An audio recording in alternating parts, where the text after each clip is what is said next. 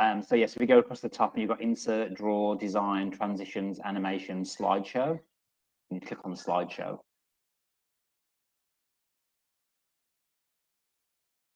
Hello, everyone. Just bear with us for a moment, or maybe I have to let people in.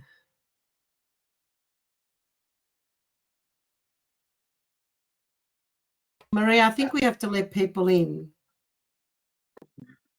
I'm not getting the option to. I think they're already there because you can allow them to talk. Do you want to allow one of them to talk to make sure they can hear us? So if you go next to their name, you've got 3 dots, Fiona Fell and Pauline Healy, and then you can click allow to talk with video, make presenter.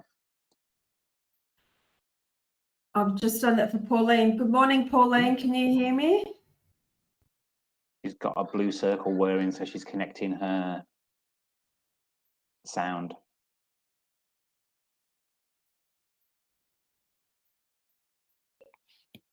Thanks, Fiona. I saw your message that you can hear us. It's okay. So hello, everyone that's just joined. Would you be able, yeah, thank you. That's great. Yeah, I just saw that. Apologies. This is a new platform that we're using today. Welcome to our webinar. So I'm going to first introduce everybody's going to introduce themselves, but I'd like to do an acknowledgement to country. And I want to acknowledge the traditional custodians of our land where we live, work and stand, and pay respect to elders from our past, present, emerging and extended Indigenous and Torres Strait Islander community. And we're streaming from Naarm, which is Melbourne, and we stand on Wurundjeri land of the people from the Kulin Nation. So thank you for attending. I'm Sara Pantaleo. And basically, all these images are showing you is just some of the things that I've been involved in. I'm a business coach and mentor, but I also am a non-executive director on boards. And these are some of the boards I've sat on or I'm still on. And one of the things that I like doing, as well as being in business, is to give back. And you can see that I work for a few non-for-profits. Maria, would you like to introduce yourself? My co-host. I was going to say good morning, good afternoon, everybody. My name's Maria McQuillan. I'm assisting Bobby, Carmel and Sara with their presentations today. I'm a finance broker with about 30 years of experience in the industry, and I do a lot of small business lending. Thank you for joining us today. And we've got Bobby Semple. Go ahead, Bobby. Hi, my name is Bobby Semple. I'm the founder of a company called Simplified Recruitment Solutions. We are a low flat fee recruitment company. I started the business after 15 years experience in recruitment, and I've recruited for some of the largest brands in the world, such as Rolls-Royce, Virgin Holidays and Chemist Warehouse, to name a few. And my last business, I grew from 2 people to 70 people in 2 years, and I hired every one of those people myself. So I'm going to be giving you some great information in these slides, and the guys on the screen are also going to be providing such amazing information to you, and we're looking forward to presenting for you. It looks like you might not be seeing all the right screen. Can you see Bobby's image on the screen? I can see your presentation. Oh, okay. So I'm just gonna have to just fix this for a moment. Just bear with me. I don't Take your know time, it's all why. good.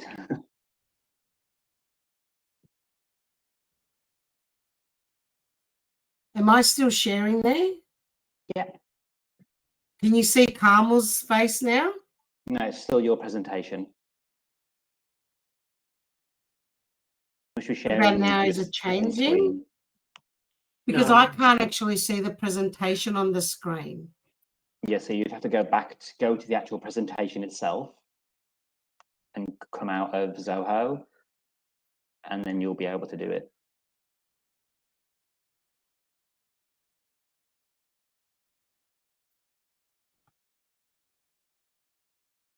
Okay. Does that change the screen? Yes, we can now see acknowledgement to country. Thank you. That's okay. So that was Maria. It was Bobby. And now, Carmel, would you like to introduce yourself? Excellent. Thank you, Sara. Good afternoon, everybody. Thank you for joining us. My name's Carmel Brown. I'm the director of the Proven Group. And the easiest way I describe what we do is we're often described ourselves as your one-stop people shop. So you'll learn a lot about what we do today, anything in relation to people and culture. Thanks, Sara. That's great. That's great. Yeah, it looks like I've got two screens that I'm working with, and it looks like it's appeared on two screens, and I have to, yeah. So anyway, what we're going to cover today, I'm going to do a presentation on basically inclusive teams and that sense of belonging. Then we've got Bobby's that's going to cover the recruitment side of things and how that works in making people feel inclusive and involved. And then Carmel's going to talk to us about how do we develop and retain the high performance employees through that onboarding piece and some of the processes that we do. So without further ado, I'll keep going. So what's an inclusive team, right? I mean, this is a definition, a group that values and respects individual differences and promotes collaboration and creates a sense of belonging for all members. But to me, an inclusive team is really, really simple. If you are working with a team and you feel really welcome in that team, you feel like you belong in that team, you want to do your best for that team, that is an inclusive team, right? And if you're feeling that you don't connect with that team, that's not an inclusive team. So really, it's more than just having a policy. It's really, really being part of something where, you know, at home, we've got our home, but then work becomes our actual second home. But, you know, the benefits of building inclusive teams, right? There's been lots and lots of research that has actually proven, you know, the Grattan Institute's done lots of work on this, McKinsey Institute has done lots of work on this, and they've actually shown tangible results that when you have an inclusive team, there's an increased creativity, innovation, and employee engagement. And also you have a team that actually achieves goals quite efficiently, as well as delivering those high results.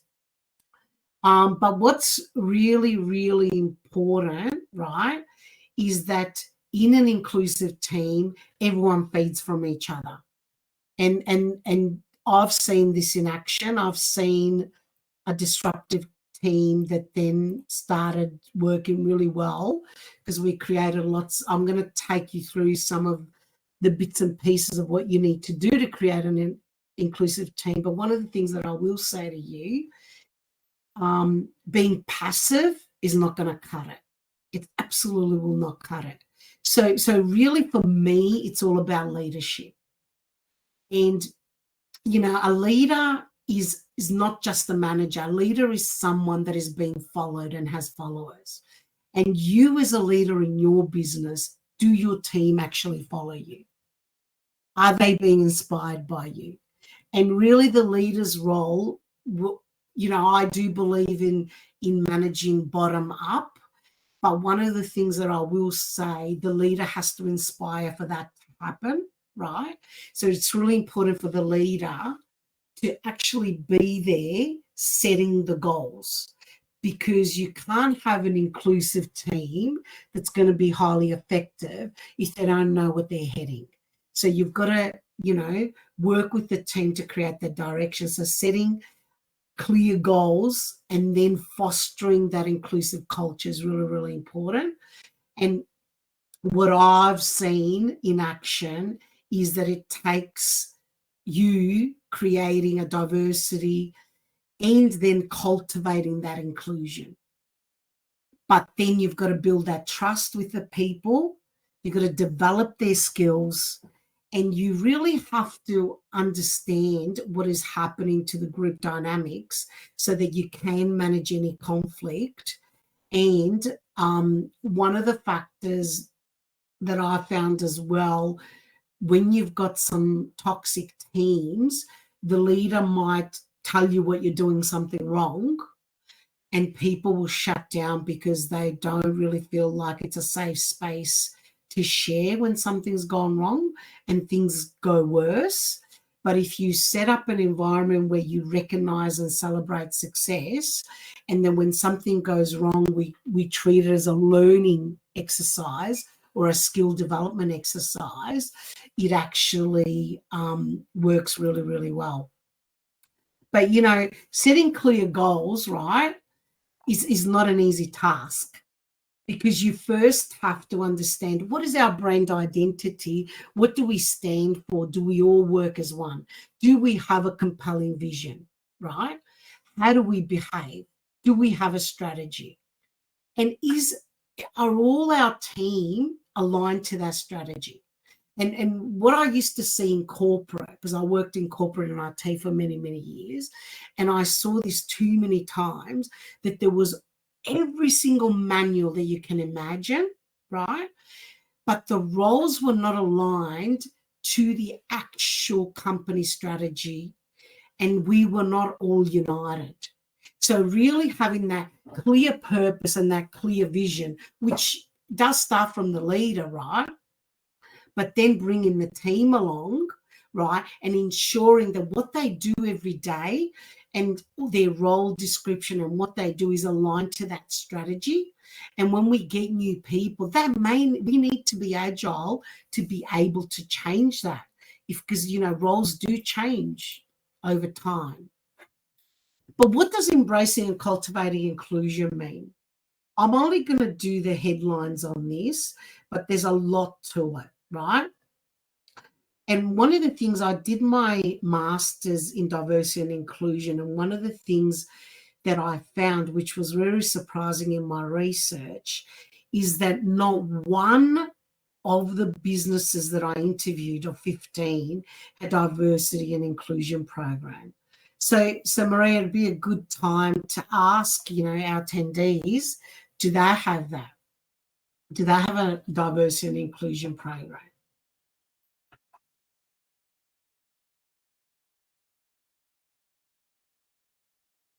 I've launched the poll.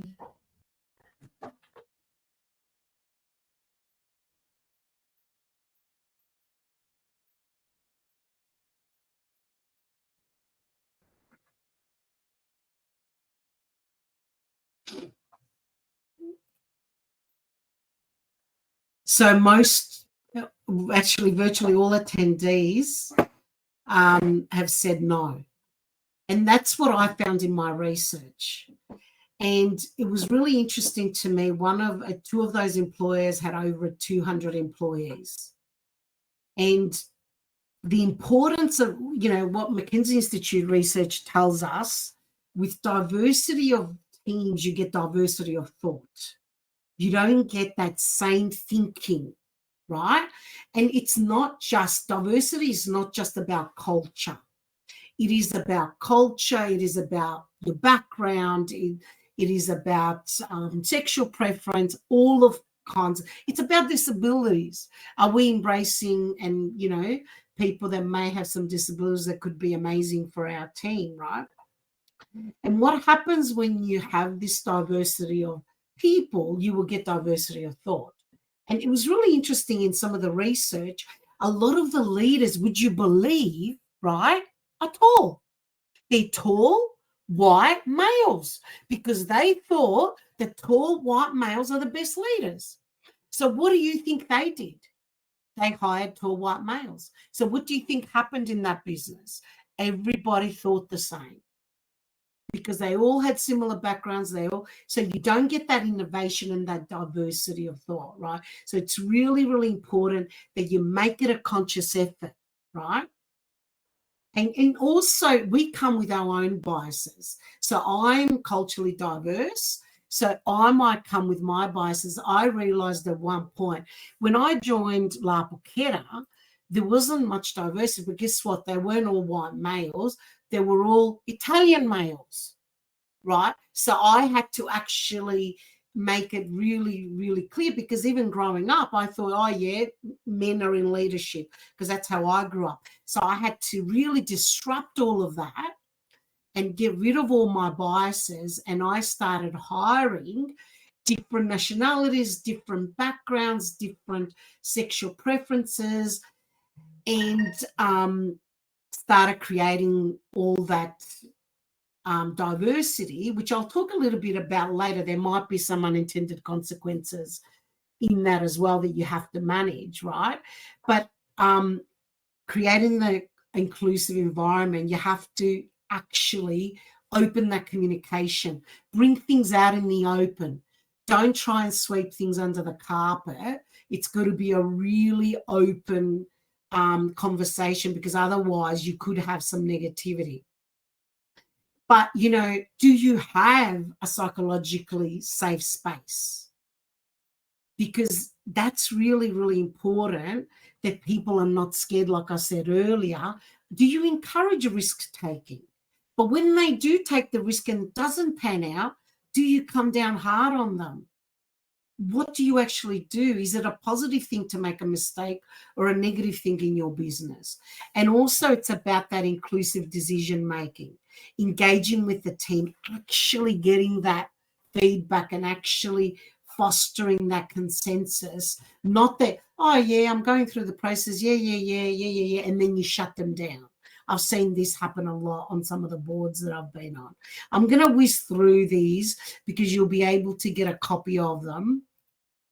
But what I want to do is, you know, building trust and enhancing that communication is one of the key factors of it. I'm not going to stay on this too much, but it's really, the theme is the same.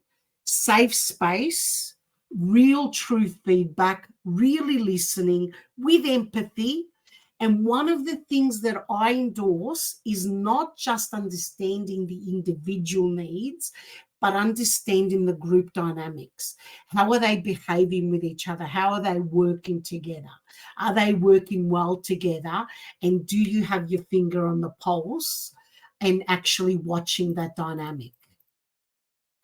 You know, and then developing skills. This here is one of the things that in my time as a leader gave me so much back, so much back. I'm going to give you an example of one particular individual that started with me as a trainee, and she became my marketing manager. And she brought to the business more to the business than I've ever seen anyone else. But I can give you loads of examples. I had a warehouse manager that was IT illiterate. And this guy is now working with another company as a logistics person, because the way I did the development, you have to have purpose to it. I would actually get them to be in charge of their development. They were in charge. I set the budget. And then the team leaders worked with them to make sure that they developed as they wanted. Going back to that manager, she actually did her diploma in marketing with us, and we paid for it. And then she grew in the business and was promoted along the way, but she brought so much back. Do you think I had a loyal employee? And she ran her team so well because we also developed her leadership skills. One of the mistakes that I made very early in my career, I probably did it more than once, to be honest, if I was really honest, that is that I promoted people too early. And I didn't assess if they actually had the skills. And that is wrought for, I've seen people that left my company that were great people, but I promoted them too early. They didn't have the skills and they then didn't like being there. So it's really important that you develop the individuals, but you develop the teams. And some of that team development, right, is also ensuring that you are cohesive when you're setting your goals, you're setting your strategies, then the team leaders align it to employee roles, right? It is really, really important, right, that you see if it's working and if it's not. And if it's not working, you are monitoring it. Stop doing it and ask the team, what can we do better? It's that collaboration and that collective. But one of the things with diverse teams that can occur is unintended consequences, which is conflict. And I will give you a quick example of a gentleman that was really good at what he did. He was my field guy. He was Anglo-Celtic gay gentleman. And then I had my accountant who was East Asian conservative Buddhist. And one of the things that happened, they clashed because the accountant said, you got to collect the money. And the field guy goes, I'm building a relationship with the franchisee. So, you know, I can't be talking to them about money. Anyway, they clashed. They had a big problem. And what I realized, I had to step in as a leader. They both reported to me. And one of the things that I did is I ran, going back to that upskilling, I did a communication upskilling and DISC profiles. And we worked out one was a high S&C, which is steady and compliance, and one was a high I and D, so roller coaster and relationship building. So they had issues with their communication styles. It really had nothing to do with their backgrounds, but it was really their communication styles and how they worked. So we did that as a team, and those two became the best collaborators you could imagine because they knew how to communicate with each other. And what I'm saying is it takes time and it takes intent. You really have to. So with that conflict resolution, I've got some dot points here, but my message is be aware. Be aware of the group dynamics and make sure that you step in early, have that mediation and conflict resolution techniques down pat.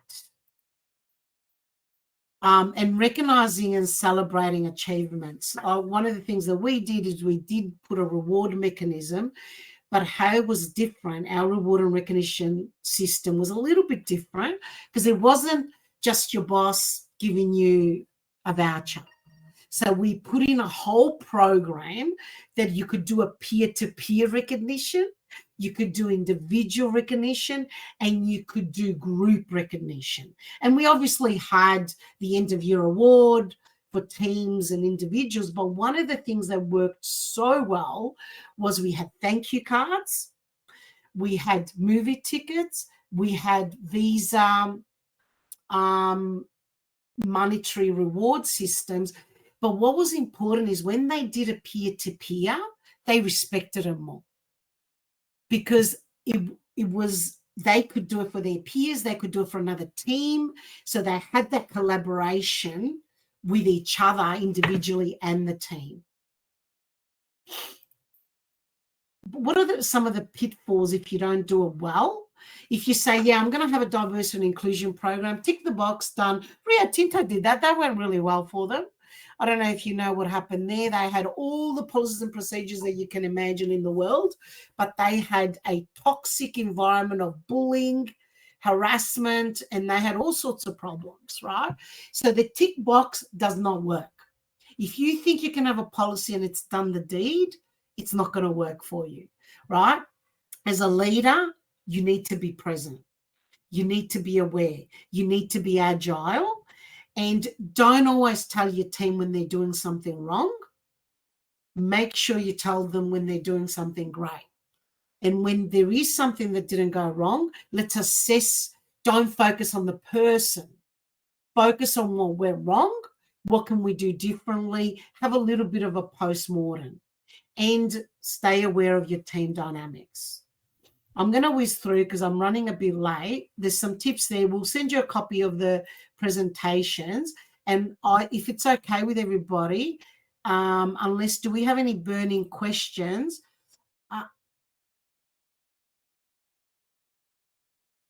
Sorry, is there a question, Maria, in the Not as yet, Sarah. No No? questions. All right, so I'll leave it until everybody else speaks. And all I wanted to do, we do have some further webinars in July, August, and September. When you get the slides, it's got it in there.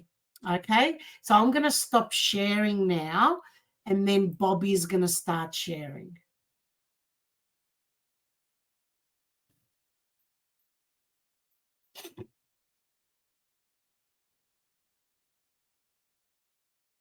Give me 1 second. Where is it?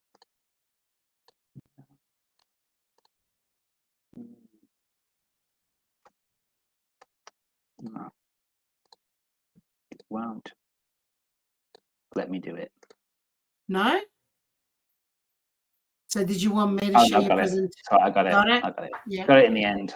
Okay. Can you all see that now? Yeah. Cool. So hi guys, my name is Bobby Semple. I am the founder of Simplified Recruitment Solutions.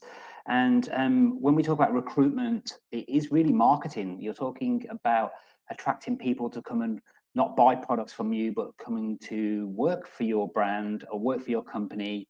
And the first time they've seen your company, I've heard of it normally, is when they've seen the job advert. And so when we are talking about diversity and inclusion, this is the first point that we're going to see that. And just because it's a job advert doesn't mean that finishes there. It goes through all the way from when the person has applied, when they receive a message to say that they've received the application, when they receive an email or a call to say that they want to do a phone interview or an interview. Every step of that process, the candidate is judging you on every little thing, especially more and more so in this market. They are looking for amazing companies to work for. They're looking for remote working. They're looking for more money. They're looking at every little thing more than ever in the world. We're looking at these little tiny things more and more and more and more. So we've got to be really careful when we are recruiting, because we are pitching our business to those people like we pitch to our clients. And we spend so much time and effort as business owners looking at our own marketing, how to attract clients. We need to spend the same amount of time when we're looking to attract candidates. And so we're going to go through a few things. We're going to talk about why creating a diverse and inclusive team is important, and also why it can be a waste of time as well. So according to ChatGTP, who's my best friend, it is an amazing program to use. So according to ChatGTP, diversity is the inclusion of different types of people with different backgrounds and perspectives in one group or organization. And so that means that we want to be able to attract multiple people, lots of people with different backgrounds, because they're going to come with different experiences, different training, different management styles. They've worked for different companies, and they're going to bring a wealth of knowledge from those companies to help your business. And so we live in the wonderful world of Australia. And when I was writing this presentation, I was hitting my head against a brick wall, because I was thinking, it's so hard in Australia not to be a diverse country, because, you know, we have so many different people in this country. You know, there's so many different backgrounds. We've got lots of immigrants. I'm one myself, and we bring in so much experience and skills. Every country is very different. Every working culture is very different. And so bringing all these things into this amazing country that we live in should mean that we have an amazing range of skills, experience, and backgrounds for us to bring into our company to help us. And so what does the diversity look like? This is Geelong Football Club, and this is from the grand final last year. And, you know, that is a diverse group of guys who have gone to the top of their game, and they've achieved the pinnacle of their sport. But they could only do that with a team of people around them who aren't the same as them. Because if they were the same as them, let's say we had all the players were Hawkins, all of them. There's no way that they would have even got to the pinnacle of the top of this sport, because you can't have that. You can't have that in teams. You can't have too many of the same person, or else what will happen is you will have no growth. There'll be no ideas. All the ideas are going to be the same. If I go and hire 10 people from McDonald's, they're all going to have the same McDonald's mindset. And that's good if I need that, but we need to be diverse in our teams to bring ideas in, the experiences, you know, background, different ways of managing people. You know, all these players on this pitch right here all have very different backgrounds. You know, if we look at the, you know, Stuart at the back there, He could come from Frankston. He could have had a really bad upbringing, which means he's got a real tough demeanor about him, which makes him really good at what he does. And so our backgrounds and everything that we do affect us in our current future, or right now. Everything that happens is going to affect what we do. And so each of these players have got different backgrounds, they've got different upbringings, they've got different education, they've got different coaches, they've had different training, different skills, and most importantly, they've got different experience.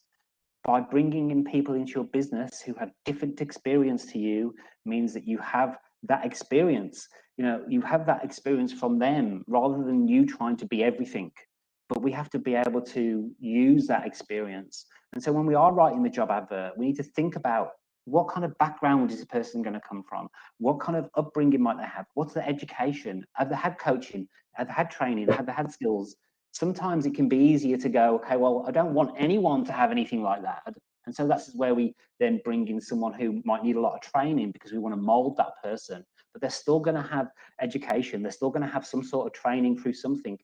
They might have had amazing parents who have taught them all about the world. They might have had parents who might not have been around, so they missed out on that. All those things are going to change that person, and they're going to bring that experience to your business. And so all this makes everyone different and unique. There's so many people in Australia, and every person is so different. And so this is why the recruitment process can be overwhelming for people, because there's so much to match and so much to go through and so much to think about. And so again, can I ask everybody to complete the poll and let us know if you put a comment on your job ads to say that you're an inclusive employer? Sorry, Bobby. It's okay. I'm going to come to that in a minute. Interesting comment as well. Interesting poll as well. And so we've got Usain Bolt and we've got Mo Farah. Usain Bolt is 100 meters, 400 meters. He'll get there really quick. And we've got the Usain Bolt, who is a gold medalist as well, but he's not going to get there quick, but he'll get across a lot of distance for you. So 24 kilometers or miles or whatever it might be. And so, but what do they have in common? They have a trainer, they have a physio, they have a nutritionist, they have a mindset coach, a manager, went too quick. And so all of these things, they have a diverse team around them. They could not be the champions they are without having a team of diverse people. Imagine if Usain Bolt's trainer was also his physio, his nutritionist, his mindset coach, his manager. Where's the experience coming from all of the other people who could be bringing that in? So the physio might have trained a previous gold medalist, and that's going to bring in, when this happened in my last job, when I used to train this person, we used to do this and we had this result. Okay, let's give it a go. They bring ideas in that you would not think of yourself. You can't be an expert in everything. And as we are on this screen, most of us are networkers, and this is why we trust other people with our business, because we can't be an expert in everything. And so when we're recruiting, we need to be looking at these things and going, okay, well, this person has a different skill set. Applicant A has a different background to applicant B. They've both got the same experience, but they're going to bring something totally different if they've got different backgrounds. And this is why it's really good to recruit from different industries. Yes, we want to bring in people who have the skill set, but bring in, let's say you are looking for an accountant and you are a healthcare company. Yes, it might be great to have that healthcare background, but if you've already got someone who's got that, go and find somebody who has a different industry, because what they do in that industry can be very different, and they can bring in ideas that can save you a lot of money, save you a lot of time. And it's just all about having a team of people who have different backgrounds to bring in that experience. And so if it works for these two guys, it's going to work for you. If it works for Geelong, it's going to work for you. This isn't a new thing. And again, like I was hitting my head against a brick wall, because it's so hard in this country to not recruit diversely, because there's just so many people in this country from so many different countries, different backgrounds, different upbringings. Everything is so different. Whereas we went somewhere like Wales in the UK, it's not so diverse. You're going to be finding people very similar upbringings, very similar backgrounds, and it's very different. So we're in a country where you've got this wonderful wealth of diversity. So if the best in the world can do it, then embrace it. And so what happens when you're recruiting people from different backgrounds? It's going to improve your performance. It's going to bring in new ideas. It's going to bring in new goals. It's going to bring in the new support for your team. I've worked in a corporate for a long time, and I know when we brought somebody in who had something different, we all kind of looked at that and thought, oh, well, we've got to up our game, or we need to be able to make this person included in what we do, because they've got so much great experience and the background is going to really help us grow as a company. It's going to increase motivation, because we have different, like I say, everyone is so different. People have different ideas. My ideas are very different. You know, if you look at my background, I've worked for large corporates. I've also worked in the UK for a long time. And UK is very, very cutthroat business when you're definitely in recruitment. I've been a DJ. I've lived in Ibiza for 4 years. So all of these ideas are going to be different to, you know, anyone else's, because of the way that I've lived my life. And that can be really powerful when you're recruiting, because you want to bring that experience in. Now, it doesn't matter if it's a person doing data entry or management, they're going to have a different idea and a different way of doing things. And if you embrace that, it can only improve not only your business, but your team morale. If you're listening to your team, I've worked for so many companies where I've had a great idea and they wouldn't even let me just see if it worked. And so all that happened is it made me just go back into my shell. I thought, I'm not going to give the ideas anymore because no one's listening to me. And so, you know, it meant that I was demotivated. Access to different markets. This is so cool. Let's say you're a salesperson, you want to sell a sales manager, and you're in healthcare again, but you see somebody who comes from franchising. Well, who's to say that they don't have connections within your target market, but in the franchising industry? It opens up so many different avenues and different ways of marketing your business, different clients. There's thousands of industries. You know, when we start to pigeonhole ourselves and go, okay, well, this person has to come from healthcare, this person, or, you know, we get the same ideas, we get the same clients, we don't get anything new. And it's always going to increase your productivity, like I mentioned before. Having different people, different conversations, it inspires you. And to add to that conversation, oh, you know, someone comes up with a great idea, you add an idea on top of it, you change a little bit of it, it improves a lot of things. And Jeff Bezos talks a lot about this. He talks about having a meeting around an idea so people can add into it. And that idea might take 6 months to 12 months to come along, but he's got so many different people who can be a part of that, that the idea becomes a more sustainable idea. And look where he is now. You know, it's crazy when you think about it. So again, we've got the people in the country. We've got amazing workers, and we've got amazing people from so many different countries who can bring so much experience and skills to your business. We just have to be open to that. And so I'm going to move on to about inclusiveness in business. And according to GTP, again, an inclusive business is one which values and treats employees equally, regardless of gender, race, sexual orientation, ability, and other demographic characteristics. This means that the company actively works towards achieving the environment where everyone is welcomed, respected, and appreciated. It also means that hiring, promotion, and compensation policies are fair, equitable, and everyone receives the same and training, etc. So interesting when you do a bit of research and this information comes back and you read through it. Again, I look at it and go, that's just standard. When Sara asked me to do this, I was kind of struggling to think about what I was going to talk about, because to me, it should happen anyway. Diversity should happen anyway. Inclusiveness should be a thing. I know that everyone thinks like that. So in Australia, do you think all Australian businesses are inclusive? They are and they aren't. Some are, some aren't, some are both, and some are all the way through. I'm yes, 100%, and some are nowhere near as inclusive as they should be. So I want to talk about the job advert and job boards, and everything starts with this. So when you're writing that job advert, I would suggest you do a position description first, work out everything, write down what background would this person come from? What company would they have worked for before? How many years have they done that? Have they managed teams? What kind of teams? Is it remote? Is it in the office? That changes the whole concept, because people might not be great at managing people face to face. So they might not like that kind of scenario, but on a Zoom screen or a screen, they might be totally different. And so you need to be able to write these down and understand what person you're looking for, rather than just writing a job advert and putting it up there, which you can do as long as you're being inclusive within the job advert, and you're providing a way for that person to explain who they are and what they do. And sometimes a resume doesn't give you that answer. And so really look at video interviews is a good way to get a message across. So we use that in Simplified. The person applies for the position through a resume, and then they get to complete a recorded video interview so they can talk to us. We can see and feel what that person is about, rather than just judging it from a piece of paper and then bringing them into an interview. We have a step between that, and we can ask them any question we want in that program, in that system, which is going to allow us to move forward with a decision of interviewing that person. So I have a bit of a bad hobby. I like to go through Seek and look at job adverts, and sometimes, most of the time, I'd say every time I do that, I hit my head against a brick wall. So this is just some examples that I've seen. Is my business inclusive? If my job advert says young girl wanted, that is actually in a job advert. That's in a real job advert on Seek right now.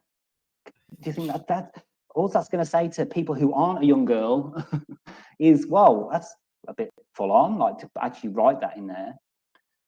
Ideal for a mum returning to work. What about the dad?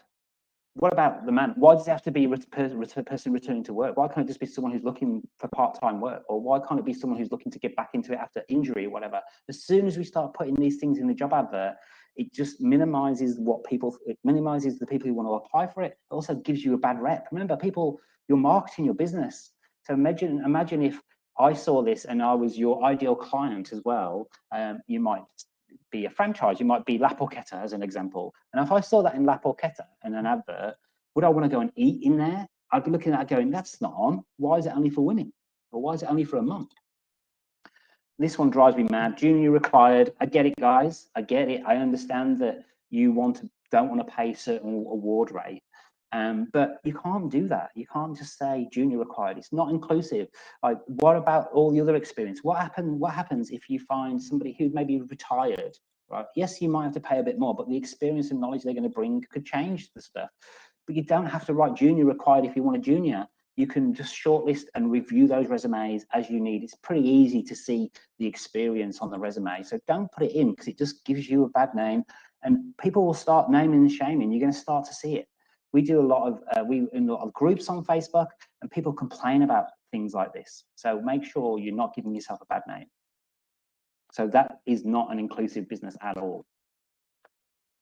And you mentioned about that part, Sara, and we're seeing it in some ads and some not. And this is what we see. This is up for job advert, and it's saying, we're committed to creating. I get the sentiment, but we shouldn't have to do it, because you should be anyway. You shouldn't have to put that into any job advert. What you're saying to me is, well, weren't you before then? Like, now you've got this in your job advert. And does that mean all the other job adverts that don't have it, does that mean they're not inclusive? Does that mean they're not any of this? No. Does it mean that every job advert has to have it in now?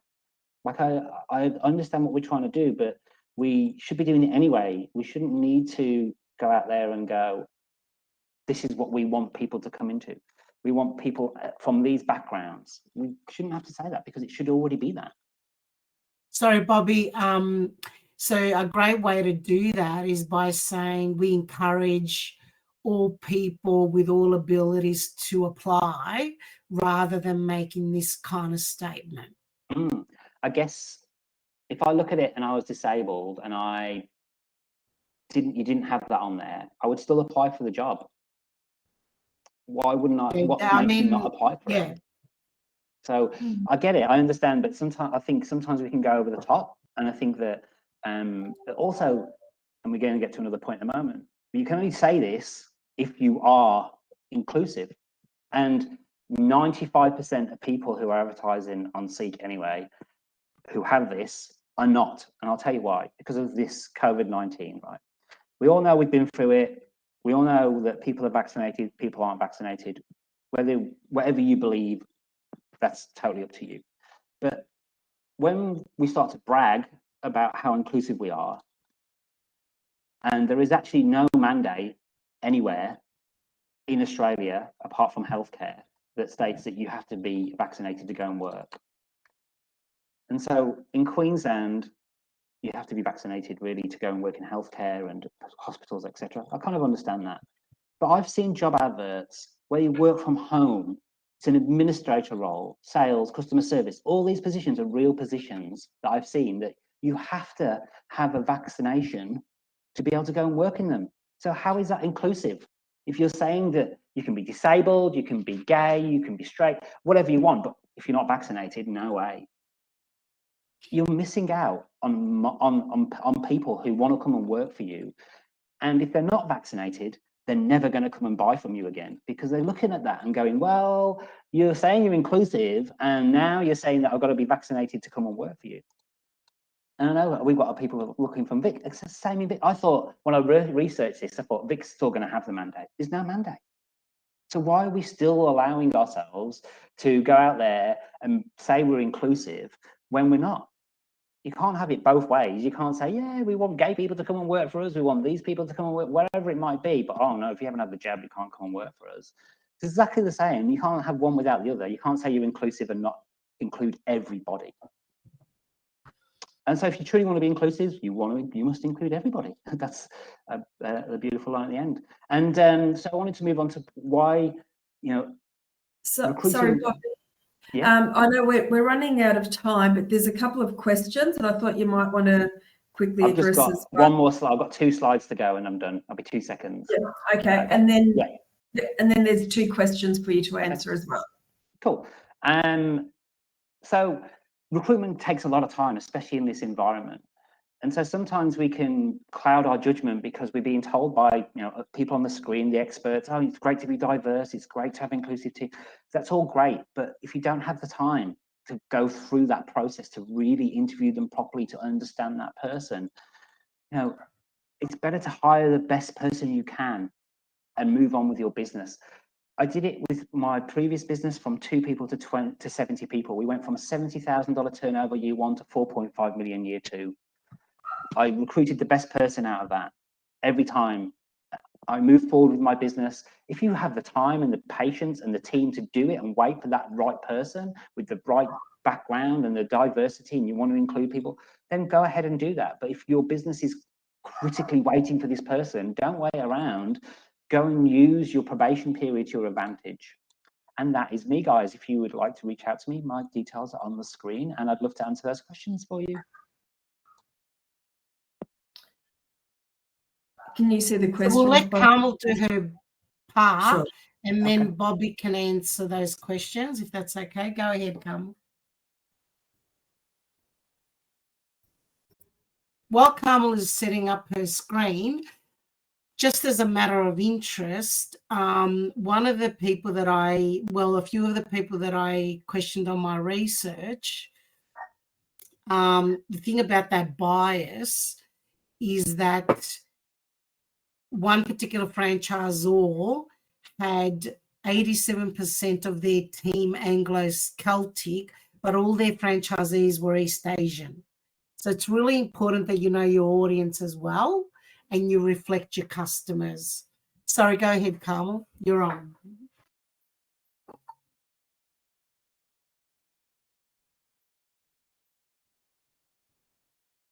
You're on mute.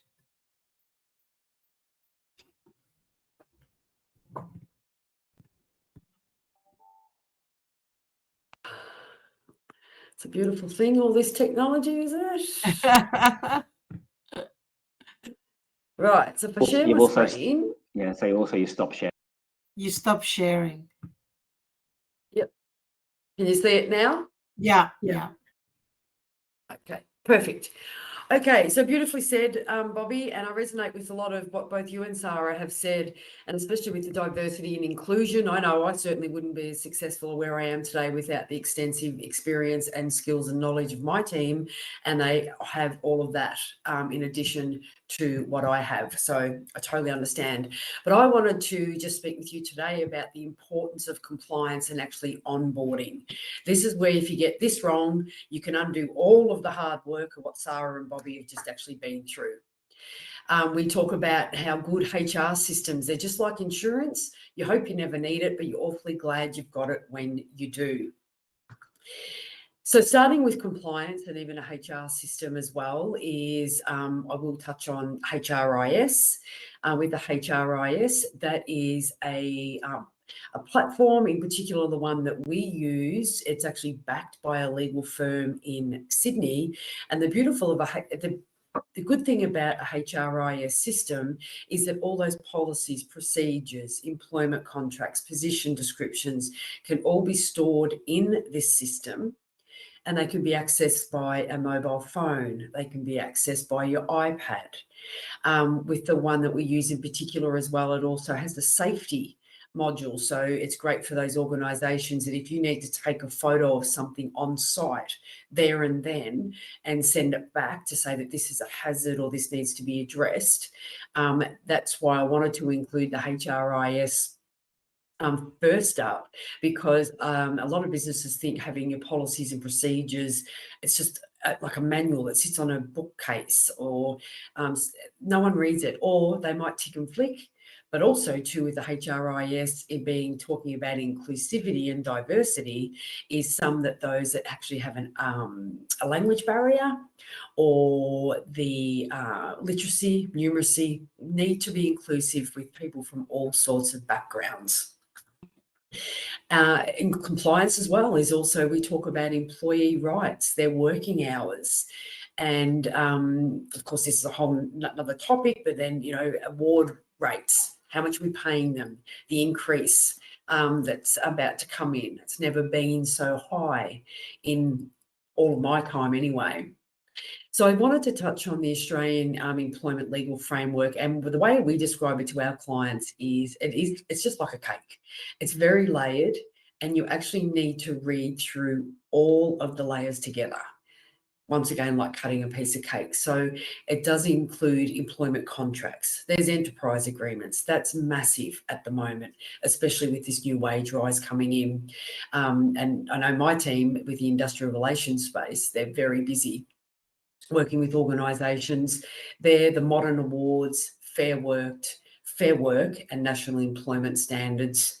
I don't know about you guys, but I know sometimes for me, trying to navigate the Fair Work website, I reckon you need a tertiary degree sometimes. It's like a rabbit warren. There's so many places you can go and get really lost. HR, when people think of HR, it is quite a minefield, and they think it is really complex, and it actually is, because it involves compliance, legislation, and the Fair Work Act and the standards, and especially the awards. There's stuff changing all the time. Even for us to be up to date and stay across it, when there's decisions made at high courts, or whether there's just new legislation that comes in, not everybody is expected to be able to keep up with it. And it fascinates me why people think that they can. It's like, I suppose, if we try to remain up to date with all the accounting, what goes on in that space, just outsource and get some help in that area. And that's where we act as well, definitely as an outsourced, I don't really like the word outsource, we act as an external HR manager for your business. So with compliance as well, I am mindful of time, so I won't spend a lot of time on the slides, but you will all certainly can have a copy of these. But I wanted to step through with the steps. So it's just keeping track of your compliance, dividing the compliance responsibilities within your HR department if you have one. Once again, you must stay up to date with the legal changes, regularly audit the policies and procedures that you have, utilise the HR technology that I spoke about before, which are HRIS, and create an actual compliance checklist. If you've got a checklist, that's where you get to identify the gaps. So you can get to identify what you're doing really well, what you're doing not well at all, and then what are the nice to haves. Onboarding, it is a journey, it is not a destination. You do not get a wonderful staff member from Bobby and then onboard them and think you can do it all in one day. Here you go, off you go. That's where it once again undoes all of the process. So onboarding, it just helps new hires adjust to the social and performance aspects of their job, so they can quickly become productive and contributing members of the organisation, where they can feel included and have that sense of belonging. So some steps in the onboarding process: pre-onboarding. collaboration, customization, checklists, and metrics. As I said, I'm just being mindful of time, otherwise I would step you through all of those, but each one is really, really important, and they must be, or they should be done in that order, and definitely with the company culture, the vision, the goals. Align your business goals with the business strategy. As Sara spoke about, if we don't have the buy-in from the team, or they don't know the vision and where they're going, how are they supposed to go along with you? Top 4 benefits of a better onboarding process is a much improved job performance, better retention, reduce the stress, which that's a beautiful thing, because why have the unnecessary stress, and increase employee satisfaction, give them a purpose and give them direction. There's lots of employee onboarding activities. So there's the job offer, you can negotiate the salary. There's always the HR paperwork, policies, procedures, help them set up emails and their accounts, training, equipment setup. As we always say when we're doing performance management, it is an actual, it's like performance includes, it's an equation, role clarity, environment, motivation, ability. Employee onboarding stages. So as I spoke about before, you do have the pre-onboarding, but there's also the first day, the first week, the first 90 days, and then the first year. It's a journey. And it was actually surprising when I was doing a little bit of research and putting these figures together as well, that 35% of companies spend $0 on onboarding new hires, and 40% of new hires report that they receive a very late response to the job-related inquiry. I found those figures just, astounding. But on the flip side, great employee onboarding can improve retention by 82%. I don't know about you guys, but I think retaining staff is a lot less of a headache than actually going down the road of trying to recruit them, because when you recruit them, it also shifts the dynamics within the organisation. These are the top 3 reasons for poor onboarding and management. It's the absence of tools, lack of digital onboarding, and managers just not taking the time to actually do it well. There's some more statistics there that just support what I've just said. And with the building blocks, I always like to talk about the 4 C's. So it's connection, culture, clarification, and compliance. And before I do finish up, I just wanted to mention with us, we do relationship we have with our clients is all about centralizing all your people and culture needs in one trusted partner. It can be very overwhelming. It is such a minefield, and it doesn't have to be hard. It's new for a lot of places, but it's not hard, and especially if you're not an expert in the area. And I just wanted to offer a free offer today as well. I have actually written a book for business owners. It is free. I didn't write it to sell it. It is available on the website, and it is about the top 10 challenges every business owner faces. So I thought that might be of value and may answer some of the questions that you have. So it's at theprovengroup.com.au/book. We'll send that through, Carmel. Thank you. I will, thanks, Sara. And I just wanted to finish off because we have been talking about compliance. If you think compliance is expensive, then try non-compliance. Thank you. So, Bobby, would you be able to answer the questions that just before we'll try and end on time? Do you find that some people are great in person but suck on those pre-recorded video steps? Not so much that way. What we find is the resume. So we shortlist the resume, and then they do a video interview. And if that's okay, then they go to a face-to-face interview. We normally find the resume when it comes in doesn't match the person who's talking on the recording. So they might have had a very good resume written by somebody, but then when they're talking about it, they don't come across the same way. So and how do you bring more women or non-binary people without specifically saying it? So when we are recruiting, there's very few positions that you're allowed to say anything like that in. So one of them is, let's say that you are looking for an actor or an actress, and they need to play a female part, then that's totally fine to go and say that. So we've got to be really careful when we're doing it. If you are specifically looking for somebody like that, then you need to look at where those people hang out. and it's the same with any recruitment. Where does the person you're trying to recruit, where do they hang out? And so there'll be Facebook groups with Great different. advice. Yeah, so go to the Facebook. Do you add as it should be, not asking for a specific person, and then take the ad and pop it into, I don't know, a female-only Facebook group. Yeah, no, that's a brilliant idea. Thank you very much. I'm going to finish up because I know we're 1 minute over time. I just wanted to thank everybody, Maria, McQuillan, my co-host, Bobby and Carmel for joining me. And just a very quick recap, creating inclusive teams that belong is not a passive exercise. As a leader, you need to be there, you need to work on it, and you need to create a vision, and you need to develop your people so that they do feel that they belong. And when you have a diverse team, you need to manage conflict. But what's really, really important is it starts from recruitment to onboarding. Because if you are not recruiting right and you are not onboarding right, these people that have applied do not trust you from day one. So building that trust is really crucial.